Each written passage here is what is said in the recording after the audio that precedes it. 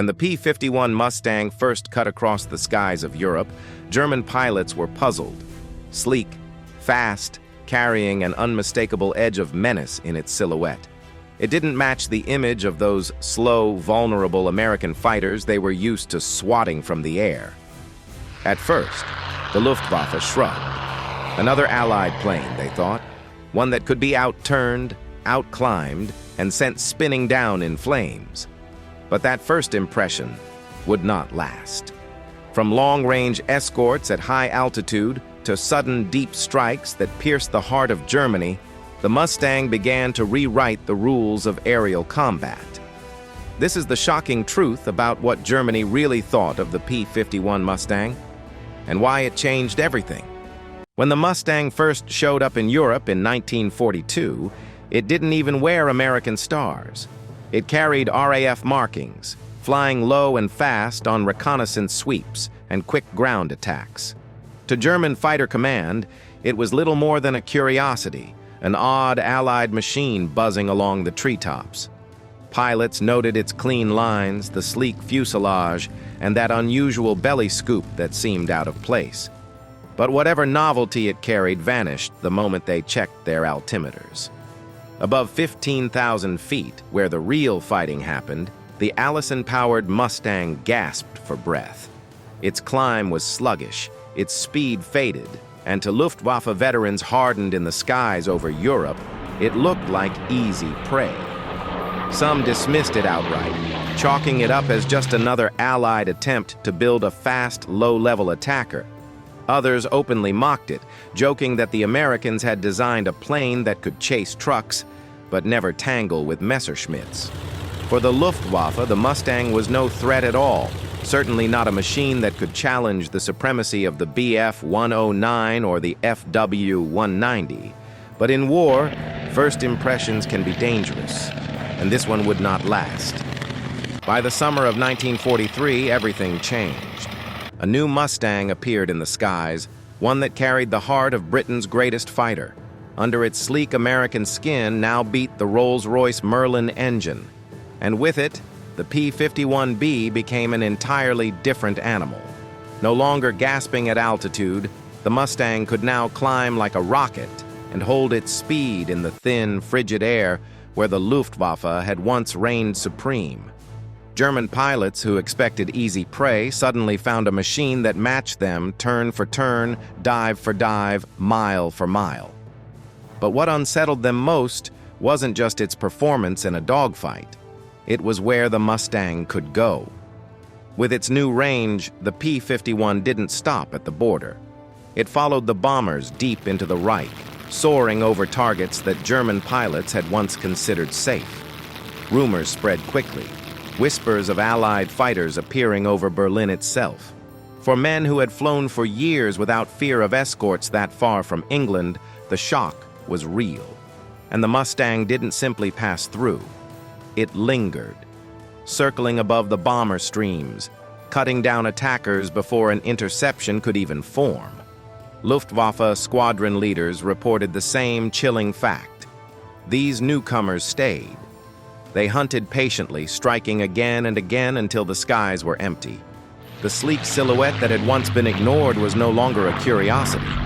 It was becoming a harbinger of disaster, an omen that the balance of power over Germany's skies was beginning to slip away. To understand why the Mustang mattered so much, you have to step back to the years before it arrived. In those days, the Luftwaffe owned the skies over Europe. Their fighter arm was filled with seasoned veterans, men who had cut their teeth in Spain, swept across Poland and France, and battled over the vast fields of Russia.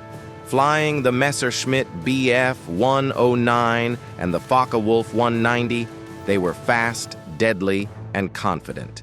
Against them, the Americans brought something new, daylight bombing. The strategy was simple, at least on paper. Tight formations of B-17s and B-24s, bristling with defensive guns, would fight their way to the target and back.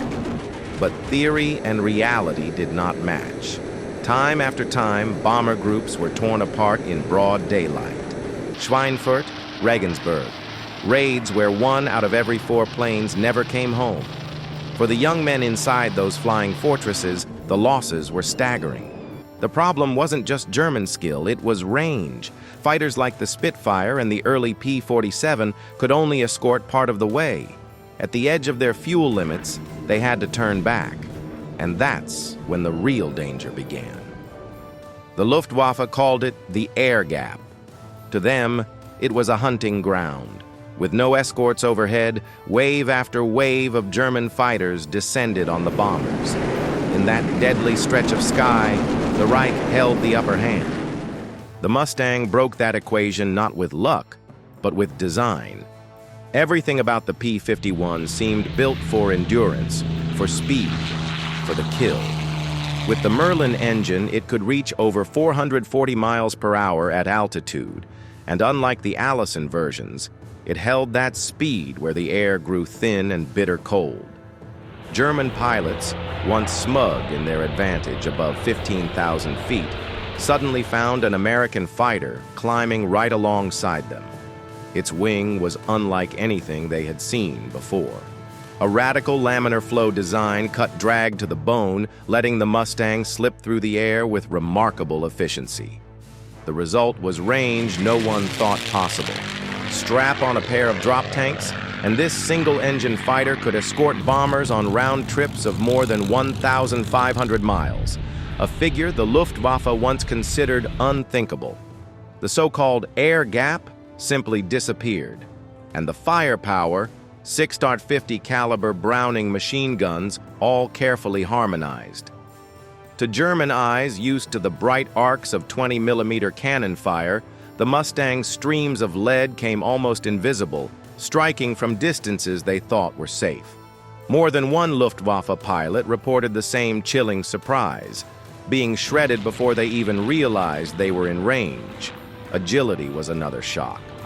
In a dive, the Mustang could outpace both the Bf-109 and the FW-190 without losing control, then climb away before its opponent could react. With the later bubble canopy, its pilots had nearly panoramic vision. No blind spot, no warning before the strike. And perhaps most unnerving of all, the Mustang could take punishment. Damage that would rip a German fighter apart might only cripple a P-51. Many limped home, patched up overnight, and were back in the fight the very next day. This was no longer an escort fighter. To the Luftwaffe, it was a predator. Ironically, the Mustang didn't begin as an American dream at all. It began as a desperate request from Britain. In 1940, with the Battle of Britain raging and RAF squadrons bleeding for every mile of sky, the British needed fighters, and they needed them fast. They approached North American Aviation with a proposal to build the P-40 under license. Instead, North American countered with a bold promise: give us the contract and we'll design you a brand new fighter in record time. In just 117 days, the first prototype rolled out. It was a remarkable achievement, but the early Allison-powered Mustangs were still limited. Strong at low level, yes, but gasping for breath at altitude, they were relegated to reconnaissance and ground attack. Useful, but hardly game-changing. The real transformation came when British engineers married the American airframe to their own masterpiece, the Rolls-Royce Merlin. Suddenly, the Mustang became more than just a stopgap. It was a thoroughbred built for the high-altitude war over Europe. By late 1943, the United States Army Air Forces adopted the Merlin-powered P-51 for long-range escort. Practically overnight, it was appearing deep inside German territory, clinging to bomber streams from takeoff to target and back again.